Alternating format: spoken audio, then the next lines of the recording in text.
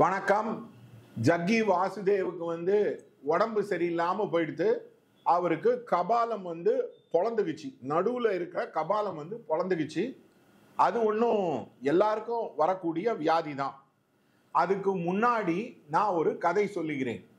எனக்கு ரூபினி தேட்டர் மெட்ராஸில் கோயம்பேடு பின்னாடி ரூபினி தேட்டர் இருக்கு. அங்கே குறுங்காலீஸ்வரர்னு ஒரு கோவில் இருக்கு. அந்த கோவிலில் என்னுடைய கசின் கூப்பிட்டாரு. அவர் பேர் சுவாமிநாதன் பேர். அவர் சொன்னார், இங்கே பெரியவரெல்லாம் பூஜை பண்ணியிருக்காரு, இது ரொம்ப பெரிய க்ஷேத்திரம், இங்கே தான் ராமாயணம் இருந்தது, தண்டகாரண்யம் காடு வீடுனாங்க. நானும் போய் பார்த்தேன், நல்லா தான் இருந்தது. அங்கே ஒரு ஐஐடியில் ஒர்க் பண்ணுற ஒரு ஆள் வந்தார். அவர் அங்கே வார்டனாக இருக்கார் ஐஐடியில், தப்பு இல்லை. அவர் அங்க சரபு மூர்த்தியை தூண்ல சரபேஸ்வரர் இருந்தது. உடனே சரபு மூர்த்தி அப்படி இப்படின்னு ஓவரா பில்டப் கொடுத்துருந்தாரு. நான் அப்பவே சொன்னேன், இது தாந்திரிக சாதனை, இது பலி கேட்கும், பலி கொடுக்காதவங்க லைஃப்ல ப்ராப்ளமேட்டிக் ஆயிடும் அப்படின்னு. உடனே என் கசின் என்ன சொன்னாரு, ஏய் உனக்கு ரொம்ப திமிரா பேசுற, அப்படி பேசுறேன்னு. நான் ஒரு 4-5 ஸ்டூடெண்ட்டை போகும்போது நான் அவரை பார்த்தேன். ஒரு சண்டே இந்த ஆசை இவருடையது, இதை சரபேஸ்வரர் நிறைவேற்றி வைப்பார், டக்கு டக்கு டக்குன்னு கிளாப் பண்ணுவாங்க. அதுக்கப்புறம் அங்கே லைட்டாக ஒரே ஒரு பூஜை மட்டும் பண்ணிட்டு ஹோமம் பண்ணுவாங்க. சரபேஸ்வரர் நீங்கள் பண்ணீங்கன்னா பலி கொடுக்கணும்னு சாஸ்திரத்தில் எழுதியிருக்கு.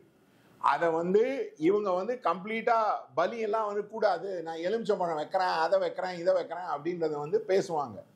அந்த பையன் கல்யாணம் ஆகி குழந்தை பிறந்து ஆக்சிடென்ட்ல கபாலம் வெடிச்சு இறந்து போயிட்டான். கபாலத்தில் இடிச்சு கபாலம் பொழந்து செத்து போயிட்டான். அதே தான் ஜக்கி வாசுதேவுக்கும். ஜக்கி வாசுதேவ் பைரவர் சாதனா பண்ணுவாரு. அவர் ஓம் பைரவாய நமகன் பண்ணுவாரு. ஆனா பலி கொடுக்க மாட்டாருன்னா கபாலம் பொழந்துக்குச்சு. ஏன்னா பைரவருடைய கையில கபாலம் இருக்கும். அது பேர் தான் பிட்சாண்டர்னு பேரு. அது அகோர சாதனா. அந்த அகோர சாதனால அவங்க பலி கொடுப்பாங்க. இவர் தான் எதுவுமே படிக்காதவராச்சே. இவர் தான் எல்லாத்தையும் டான்ஸ்லயே கம்பி கட்டுற கதையாச்சே. அதனால தான் ஜக்கி வாசுதேவுக்கு ப்ராப்ளம். இதே மாதிரி தான் ஒரு லேடி இருந்தாங்க, டெல்லியில இருந்தாங்க. அவங்க பேரை சொல்ல விரும்பல. அவங்க ஹஸ்பண்ட் இவரை ஃபாலோ பண்ணார். ஓம் பைரவாய் நமக டெய்லி பண்ணியிருந்தார். நான் அப்பவே சொன்னேன், பிச்சைக்காரன் ஆயிடுவாரு பாருங்க. அவர் வேலையை விட்டாரு, அவர் திரும்பி வேலைக்கே போல. அதனால சாதனா பண்ணும்போது எதுக்கு பலி கொடுக்கணும், எதுக்கு தானம் கொடுக்கணும்ன்றது மந்திர சாஸ்திரம் புக்கில் நான் எழுதியிருக்கேன். அதனால ஜக்கி வாசுதேவ் ஃபாலோவரா இருந்தா கூட நீங்க பைரவரை கும்பிட்டீங்கன்னா கண்டிப்பா பலி கொடுக்கணும். அகோர சாதனா மகாகாலேஸ்வரில் உஜ்ஜயினி கோவிலில் பைரவருக்கு ரம்ம ஆஃபர் பண்ணுவாங்க. அந்த ரம்மு எங்க போகுதுன்னே நிறைய பேருக்கு தெரியாது. அதனால இந்த சாதனா பத்தி தெரியாம தாடி வளர்த்துக்கிட்டு கலர் ட்ரெஸ் போட்டுக்கிட்டு சிம்மாடு பண்ற பசங்களுக்கெல்லாம் இப்படிதான் வரும். அவர் ஹார்வர்ட் மெடிக்கல் ஸ்கூலுக்கு போயிட்டு அவர் கபாலம் ஏன் பொழந்ததுன்னு கேட்டுட்டாரு. அது தப்பு இல்லை. அவர் தன்னுடைய உடம்ப பாதுகாத்துறதுக்கு பண்றாரு. இதுதான் அறகுறையா பண்ற சாதனா. அதாவது காமாக்கியா கோவில்ல கூட யோனியை தான் ஃபுல்லா போட்டு அதை தேவி ரூபமா கும்பிடுறாங்க. இவர் லிங்கத்தை போட்டு அது மேல பைரவரை வரைஞ்சி பைரவியை வரைஞ்சி அது லிங்க பைரவின்னு ப்ரமோட் பண்றாரு. அது என்ன கான்சிக்வன்சஸ் ஆகும்னு இவருக்கு தெரியாது. காமாக்கியால அங்க லிங்கம் மேல யோனியை வச்சிருக்கலாமே, ஏன் இந்த மாதிரி வைக்கல? இதெல்லாம் ஸ்பிரிச்சுவல் இனோவேஷன் அப்படின்ற கம்பி கதை கட்டுறது. இதெல்லாம் கிராக் பார்ட் இன் ஸ்பிரிச்சுவாலிட்டி. அந்த கான்சிக்வன்சஸ் வெடிக்கும் போது தான் ப்ராப்ளம் வரும். அதே மாதிரி ஜக்கி வாசுதேவ் இடத்துல இந்த 10 நாள் இறந்தவங்களுக்கு பண்ணீங்கன்னா மகாகாலேஸ்வருக்கு பண்ணுங்கன்னு எந்த புக்கில் எழுதியிருக்கு, எந்த கிரகிய சூத்திரத்தில் எழுதியிருக்கு மகாகாலேஸ்வருக்கு பண்ணுங்கன்னு? எங்கேயுமே எழுதல. இது யமனுக்கு பண்ணும், சித்திரகுப்தனுக்கு பண்ணும், தர்ப்பணம் பண்ணும்.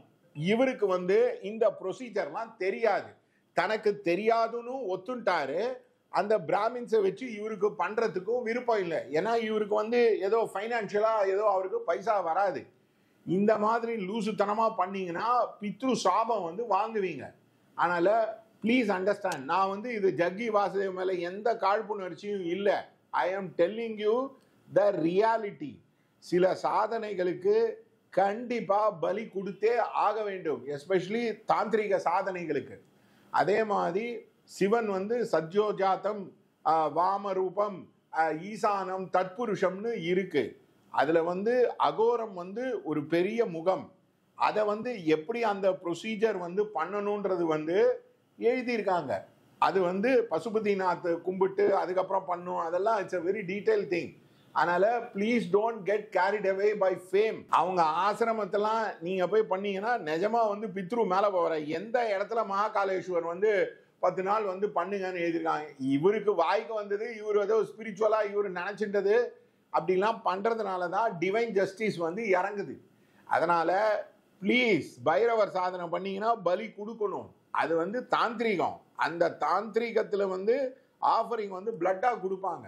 அது டிபேட்டியன் புத்திசத்துல ஹெருகான்னு இருக்கு, கபாலத்துல பிளட்டை ஃபில் பண்ணி ஆஃபர் பண்ணுவாங்க. இதெல்லாம் வந்து தெரியாம ஏதோ பைரவர் சாதனா அப்படி இப்படின்னு கம்பி கட்டுற கதைனால தான் அந்த பையன் எப்படி ஐஐடி பையனுக்கு பிறந்ததோ அதுதான் கபால பலி வந்து கொடுப்பாங்க. பிராமின்ஸை கபால பலி கொடுப்பாங்க. அதுதான் சங்கராச்சாரியார் வந்து அந்த காப்பாளிகர்கள் கிட்ட போனதும் பலிக்கு ஆஃபர் பண்றதும் இந்த மாதிரிலாம் நடந்தது. அதனால நீங்க இதை தயவு செய்து புரிஞ்சுக்கோங்க. பைரவர் சாதனா உங்களுக்கு பண்ணணுமா அப்படின்றது வந்து பார்த்துக்கோங்க. சுத்த சைவ சன்மார்க்கம்னு வள்ளலார் பண்ணியிருக்காரு. இந்த மாதிரி நீங்க வந்து பலிகளெல்லாம் கொடுக்கவே வேண்டாம். அது வந்து சாத்வீக முறையில சிவனை வந்து வர்ஷிப் பண்ணலாம். கல்லார்க்கும் கற்றார்க்கும் களிப்பார்க்கும் களிப்பே, வல்லார்க்கும் மாட்டார்க்கும் நடுவில் நின்ற சிவனே, பொல்லார்க்கும் இல்லார்க்கும் அருள்பளிக்கும் அருளே அப்படின்னு பாடியிருக்காரு. அவர் பாடின அந்த சுத்த சைவ சன்மார்க்கம் வந்து திருமூலர் எழுதின திருமந்திரத்திலே இருக்கு. அந்த மாதிரி ஃபாலோ பண்ணிக்கோங்க. இந்த மாதிரி அறகுறையா பண்ணி அவங்க லைஃபே டேமேஜும் பண்ணி அதுக்கு என்ன காரணம்னு புரியாதவங்க இருப்பாங்க. இதை நீங்க ஜக்கி வாசுதேவ் ஃபாலோவரா இருந்தா அவருக்கு கூட பக்கத்துல இருக்கிறவங்களுக்கு கொடுங்க. அவருக்கு ஒண்ணுமே தெரியல, ஏன் இந்த மாதிரி நடந்ததுன்னு தெரியல. அதுதான் இதோட ப்ராப்ளம். அதனால அவர் வந்து ஒரு பெரிய அவதார் மாதிரியும் அவர் வந்து யோகி மாதிரியும் அதெல்லாம் சும்மா வெளில பப்ளிசிட்டிக்கு கம்பி காட்டுறது. மிலரேபா கூட தான் பெரிய யோகி. அவர் வந்து வெளில ஏதாவது சொல்லிட்டாரா? அதாவது இந்த இந்த 20ஆம் நூற்றாண்டுல வாழ்ந்த பெரிய யோகி வள்ளலார், பிரணவ தேகம், ட்ரீம் பாடி, அதாவது ரெயின்போ பாடி, அவர்லாம் இந்த மாதிரி ப்ரமோட் பண்ணிட்டாரா? அதனால இதை தயவு செய்து பார்த்துக்கோங்க. இந்த மாதிரி நிறைய குவாக்குங்க அவங்களுக்கே டேமேஜ் பண்ணிட்டு, நான் இந்த மாதிரி தான் ஒரு ஆள் வந்து பண்ணாங்க. அவர் வந்து பயங்கர பிரத்யங்கரா அதெல்லாம் பண்ணாரு. அந்த ஒய்ஃப் வந்து அழுதாங்க. நான் சொன்ன ஒய்ஃபை விட்டு போயிடுவாங்க, தனியா போயிடுவாங்க, சுடுகாடு போயிடுவாங்க. ஆமா சார், எப்படி சார் அவ்வளோ கரெக்டா சொன்னீங்கன்னு நாங்கள் மந்திர சாஸ்திரம்னு புக்கு போட்டிருக்கேன். அந்த புக்கில் எல்லாம் எலாபரேட்டாக எழுதிருக்கேன். தயவுசெய்து பார்த்து படிச்சுக்கோங்க. இந்த மாதிரி கொஞ்சம் கூட அவருக்கே டேமேஜ் ஆச்சு. எதனாலன்னு அவருக்கு வந்து தெரியாது.